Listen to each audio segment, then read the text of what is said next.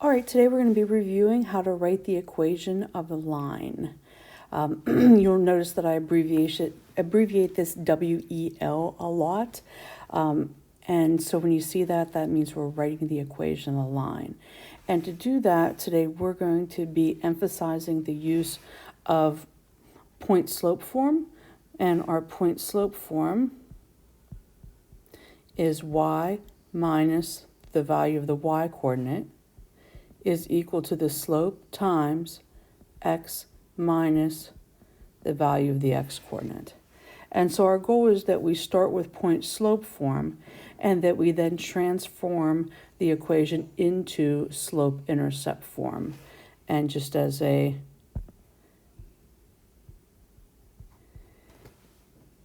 reminder, slope intercept form is when we have solved for y and it's in the form y equals mx plus b, where you can see the slope and the y-intercept.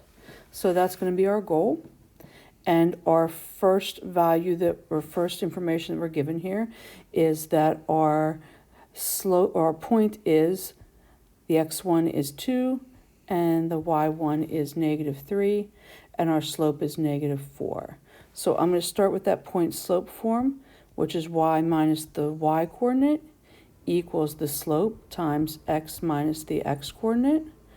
And so when I go to substitute in here, I'm going to have y minus, since my y coordinate is -3, that's going to turn that into a positive, is equal to the slope, which is -4, times x minus 2.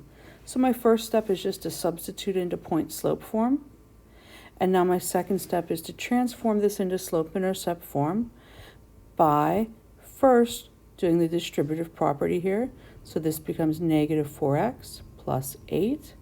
And then second, using this inverse operation to move that +3 to the other side.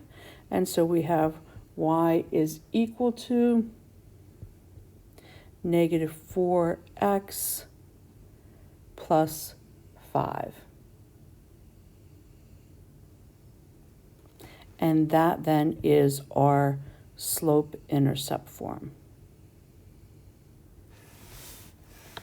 If we look at number two information is a little bit different. It gives us a x1, y1, but it tells us that the slope of this line is undefined, or is 0. Since the slope of this line is 0, I would know that this is a horizontal line, and that horizontal lines, the y values always have to be the same. And so I would know immediately that the equation for this line is going to be y equals 5. Some of you might have been taught the little reminder that horizontal lines have slope of 0 because all of the y values are the same. So as soon as I saw that this information was that the slope was 0, I immediately knew that this was a horizontal line, and I knew to look at the y value and that every point on that line would have the exact same y value. Looking at number 3, here is my x1, y1. My slope is a -1/2, so I'm going to start with my point slope form. And I'm going to substitute in y minus my y value is 3 equals my slope is -1/2 x minus my x value, which is -8, which is going to turn into a positive. So my first step there is just to substitute into point slope form. And now my second step is going to be to do the distributive property. So I'm going to have -1/2 x, and then -1/2 times 8 is going to give me a -4. Then my second step to transform this into slope intercept form is to work with the inverse. So I'm going to add 3. And I end up with y equals -1/2 x minus 1. And that then is my slope intercept form. For number 4, I'm told that I'm given a x1 and a y1, but I'm told that the slope of my line is undefined.